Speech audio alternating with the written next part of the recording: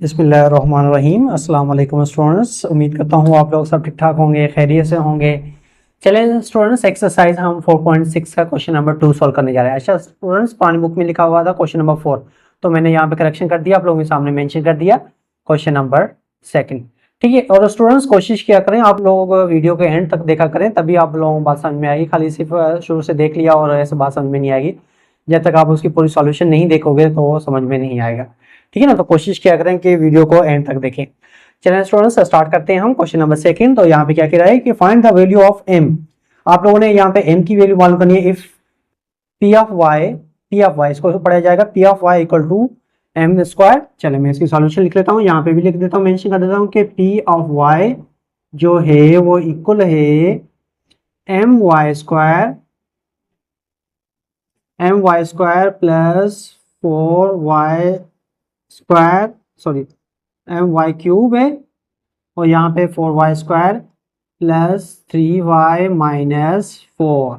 ठीक है, and Q of Y, और इसके बाद कह रहा है क्यू ऑफ वाई। ठीक है, एक है Q of Y. Q of Y है हमारे पास Y cube minus 4y plus m।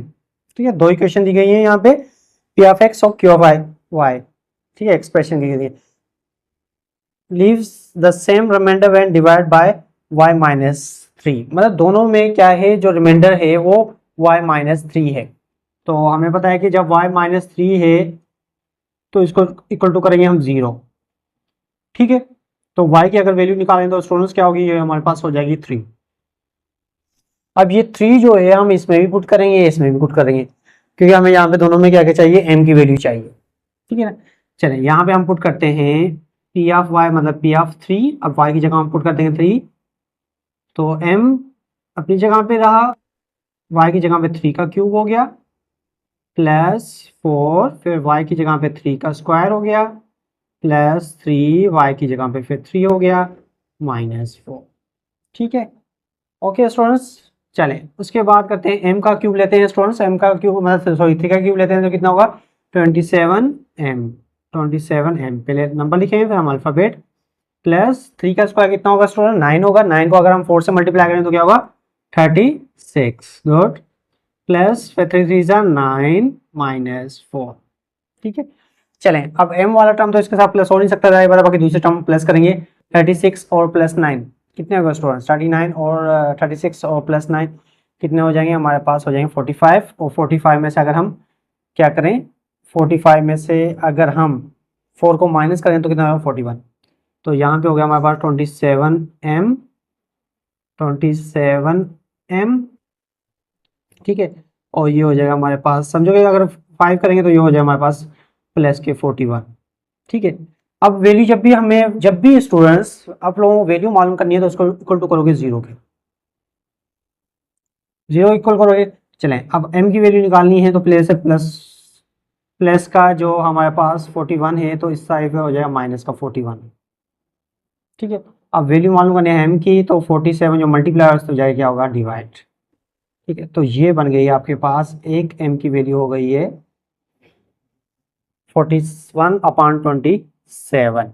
ठीक है, चलें इसी के सेकंड इक्वेशन में भी हमारे पास वही y की वैल्यू रखेंगे हम, क्यू ऑफ 3 की जगह पे, क्यू ऑफ y की जगह पे 3, यहाँ पे 3 का क्यूब हो जाएगा तो माइनस 4, y की जगह पे 3 तो प्लस का m।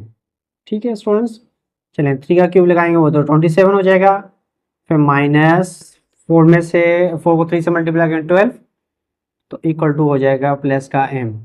ठीक है स्टूडेंट्स, तो 27 में से अगर हम 12 को माइनस करें तो स्टूडेंट्स कितना हो जाएगा 15 प्लस m।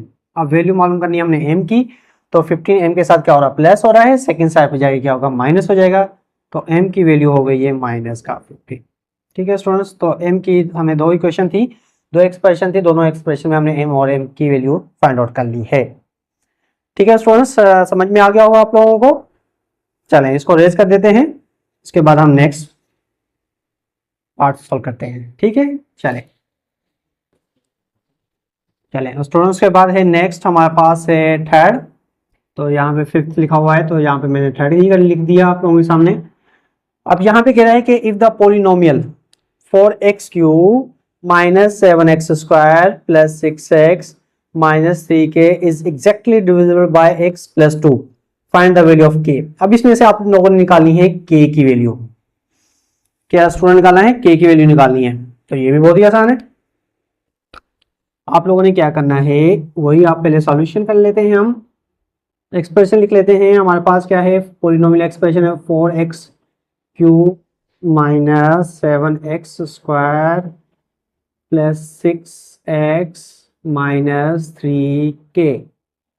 ठीक है, यहां तक लिख लिया आप लोगों ने। चले, अब एक्सप्रेशन है कि इसको डिवाइड करें x प्लस 2। अब दो मेथड पड़े थे, या तो हम वैल्यू निकाल के पुट करें या हम डिवीजन मेथड से भी कर सकते हैं। चलें, वो आसान रहता है कि इसको हम इक्वल टू करके 0 के कर लें, उसमें आप आसानी से सोल्व कर सकते हो। ठीक है, x प्लस 2। तो यहाँ से अगर x की वैल्यू निकाल लें तो स्टूडेंट्स क्या होगा? x माइनस का 2।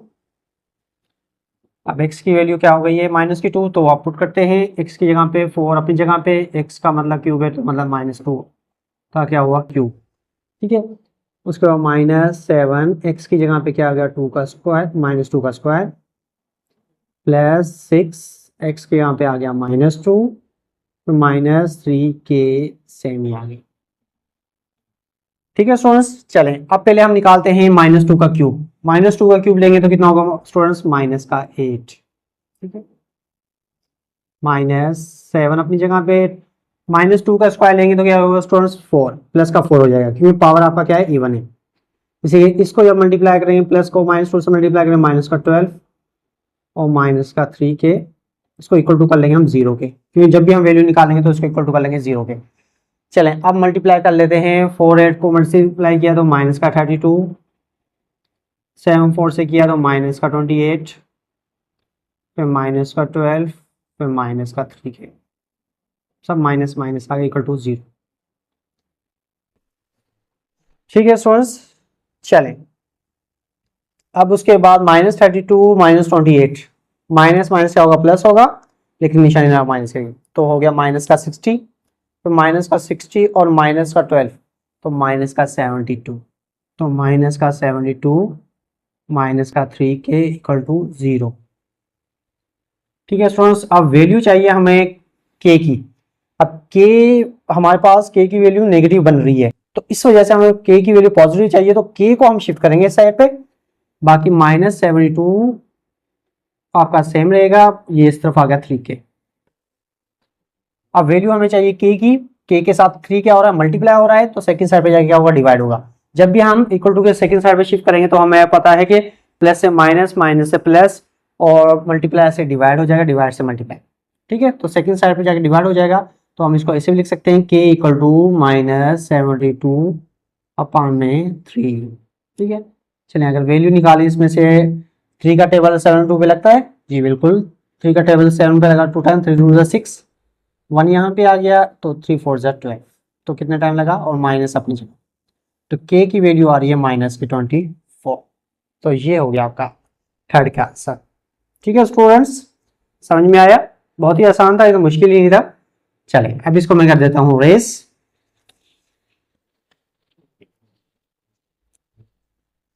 चलें, उसके बाद है स्टूडेंट्स क्वेश्चन नंबर 4, और जो है इसका लास्ट पार्ट। 4 में भी स्टूडेंट्स कह रहा है कि find the value of r। r की वैल्यू निकालनी है आप लोगों ने if y plus 2 is a factor of the polynomial. इसमें भी ये कह रहा है कि y2 इसके फैक्टर है, तो वही मेथड, वही तरीके का जो हमने प्रीवियस में किया है वैसे ही करेंगे। इक्वेशन लिख लेते हैं। हमारे पास जो एक्सप्रेशन है 3y square -4ry -4r square. ठीक है, चलें अब y को पहले कर लेते हैं +2 इक्वल टू 0, तो y की वैल्यू निकालेंगे तो यहाँ पे हो जाएगा y इक्वल टू हो गया -2।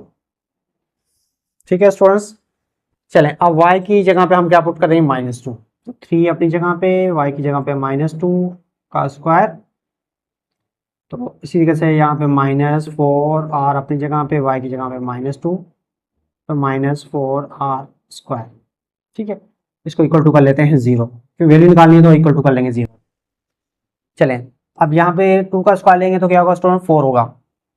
2 का स्क्वायर करेंगे 4 होगा, प्लस का 4, तो 4 को 3 से करेंगे तो 12, और ये माइनस इंटू माइनस प्लस 4 को 2 से किया 8r और यहाँ पे -4r आपका सेम रहा इक्वल टू 0। अब देखें हमें अब एक तो को शिफ्ट कर नहीं सकते स्टूडेंट्स, तो जब तो पहले सबसे पहले देखें 4 सब में कॉमन आ रहा है, 4 को कॉमन निकाल लेते हैं। चलें इससे बेहतर है -4 को निकाल लें। चल 4 को निकाल लेते हैं, आप कंफ्यूज हो जाओगे। 4 को कॉमन निकाल लेते हैं तो हमारे पास यहाँ पे क्या होगा 3 + 2r यहाँ पे -r² इक्वल टू 0। अब ये 4 जो इस तरह मल्टीप्लाई इस तरह जाएगा 0 के साथ क्या होगा डिवाइड हो जाएगा, तो हमारे पास क्या हो जाएगा ये हो जाएगा +3 + 2r -r² इक्वल टू 0। अब हमने देखिए ये बन रही है आपके पास क्वाड्रेटिक इक्वेशन बन गई जिसमें r² है फिर r है फिर वो, लेकिन हमारे पास जो हाईएस्ट डिग्री होता है ना वो क्या होना चाहिए, पॉजिटिव होना चाहिए, तो नेगेटिव आ रहा है। इसी वजह से हम इसको नेगेटिव से पॉजिटिव करने के लिए इसको पूरे टर्म को हम सेकंड साइड पे शिफ्ट कर लेंगे। तो जब सेकंड साइड में शिफ्ट करेंगे तो ये r² से क्या हो गया प्लस का r² हो जाएगा, ये +2r से तो माइनस का 2r हो जाएगा और ये +3 से -3 और इक्वल टू हो गया 0। ठीक है स्टूडेंट्स, अब ये बन गया हमारे पास क्वाड्रेटिक इक्वेशन। अब क्वाड्रेटिक इक्वेशन में हम क्या करते हैं, मिडिल टर्म ब्रेक करते हैं। अब मिडिल टर्म में हमारे पास यहाँ पे आ रहा है -2 और यहाँ पे आ रहा है 3, मतलब 2 को हम इस तरीके से ब्रेक करेंगे, अगर मल्टीप्लाई करें तो -3 हो प्लस माइनस करें तो 2 आए। जाहिर बात है 3 और 1 ही हो सकते हैं, जो 3 को 1 से मल्टीप्लाई करें 2 होगा, 3 को 1 से मल्टीप्लाई करें। चलें फिर r² - 3r प्लस का r, ठीक है 3 में से 1 गया 2 बचेंगे, बड़ी वैल्यू में माइनस के रखनी पड़ेगी क्योंकि आंसर क्वेश्चन में हमारे पास माइनस है, तो फिर वो -3 आपका सेम रहा इक्वल टू 0। ठीक है स्टूडेंट, उसके बाद क्या करते हैं हम कॉमन निकालते हैं फर्स्ट 2 में से और लास्ट 2 में से। फर्स्ट 2 में से देखिए हमारे पास क्या है कॉमन है r, तो r कॉमन, बाकी बचा r -3 प्लस यहाँ पे कुछ कॉमन नहीं है, इसका मतलब 1 कॉमन है तो यह होगा r -3 इक्वल टू 0। तो ये हो गया r -3 और क्या होगा दूसरा r + इक्वल टू 0। अब देखिए स्टूडेंट्स हमारे पास r 2 में आ रहा है, यहाँ पे भी आ रहा है ये भी आ रहा है और दोनों क्या है इक्वल टू 0 के, तो हम अलग अलग कर लेंगे अब कि r -3 इक्वल टू 0 और r + 1 इक्वल टू 0, दो वैल्यू नहीं बनेंगी कि जब स्क्वायर आता है, जब भी आपके पास स्क्वायर में आ रहा है इसका मतलब दो वैल्यू आएंगी। तो यहाँ पे हो गया r इक्वल टू 3, तो एक वैल्यू r की ये आ गई है और दूसरे में r + 1 है तो इस तरह हो जाएगा -1, तो ये हो गया r इक्वल टू। ठीक है स्टूडेंट्स, तो r की वैल्यू हो गई एक -1 और दूसरी हो गई है 3। ठीक है स्टूडेंट्स, तो यही आपकी क्या हुआ है स्टूडेंट्स, एक्सरसाइज 4.6 क्या हो गई है, कंप्लीट हो गई है। ठीक है स्टूडेंट्स, चलें फिर अपना ख्याल रखिएगा, इंशाल्लाह मिलते हैं हम नेक्स्ट लेक्चर में। ओके, अल्लाह हाफिज़।